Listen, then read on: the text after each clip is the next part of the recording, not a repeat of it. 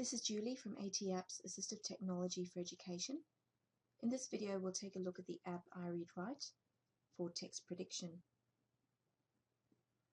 When we go into settings, there are quite a few settings that we can change for the individual.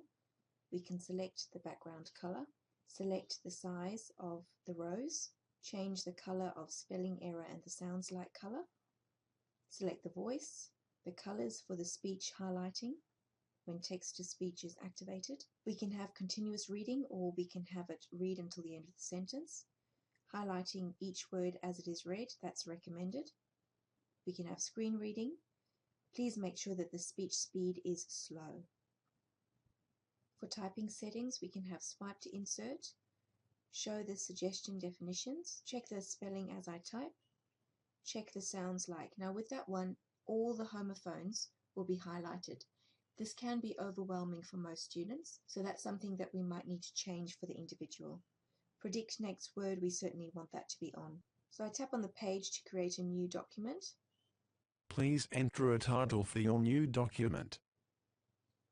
And open it up. Now as soon as I type the first letter, we've got the predictions there on the left-hand side. Again, we teach children to type what they can type, copy the ones that they need help with. When I type the first letter of the next word, we can see the predictions that come up on the left-hand side. When you are using a Bluetooth keyboard, which is recommended, you will have many more words there on the left-hand side. So you can see why this is more suited to older students from year 5 and upwards. Because of the volume of the predictions that are on offer, this can be overwhelming for some of the younger students in trying to find the word that they need. When they scan the list and they find the word that they think it is, they can tap on the word to listen to the word. People. And also hold down on the word to have a definition read to them. People. 1. Noun. Human beings. So when I'm sure that that's the word I want, I must copy that, saying the sounds as I go. People. That way my spelling will improve. If I simply tap it in, I'm gaining nothing. The people went. I'm going to spell this incorrectly on purpose, spelling it phonetically. So I've done when already, and I can see the correct spelling there.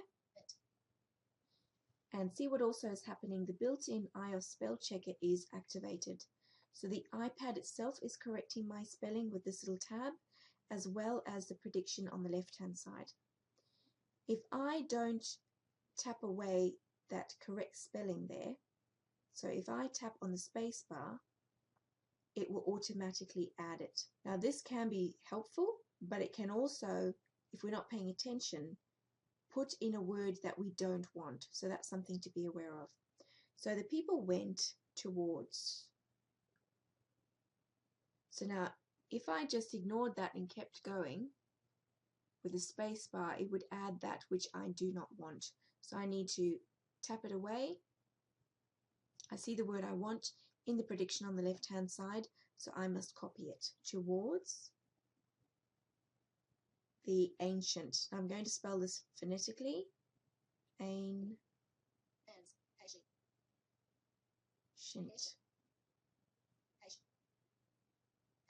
Because I've got the Speak Auto Text activated in my general settings, that's why it keeps speaking what I'm trying to type.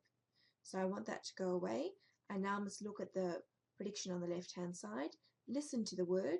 Enchant. Ancient. Find the word that I want, and then I must go in and correct my spelling. Then keep going. Ruins.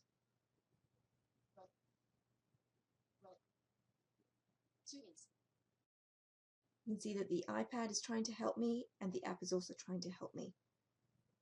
If the student finds what the iPad is doing too irritating, we go into Settings, under General Settings, go into Accessibility, go into Speech, and Speak Auto Text at the bottom. We want to turn that off.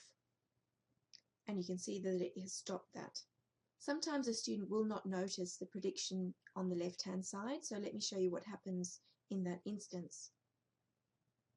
I finish the sentence. The spell checker is turned red, telling me that there is a spelling error. So when I tap on that, Spell checking. we've got the blue words and the red ones. The blue ones are those similar words and homophones.